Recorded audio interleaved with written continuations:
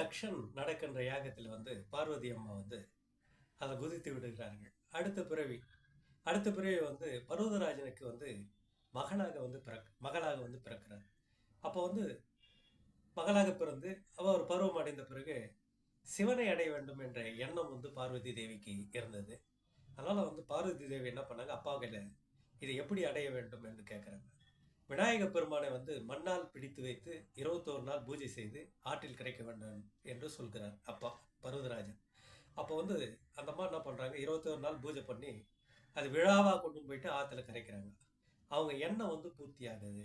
அது போல ஏன் மண்ணால நம்ம விநாயகர் பெருமானை செய்யணும்னா, நம்ம கெட்ட எண்ணங்கள் அதுல போயிட்டு நல்ல எண்ணங்கள் உருவாகும், வாழ்க்கையை வந்து சிறப்பாக மாறும். அதனால தான் வந்து இந்த விநாயக பெருமானுக்கு வந்து பார்த்தீங்கன்னா வந்து மண்ணால வந்து பூஜை செய்கிறார்கள் என்று இது மூலம் நீங்கள் தெரிந்து கொள்ளுங்கள். இந்த வாழ்க்கை ரகசியங்கள்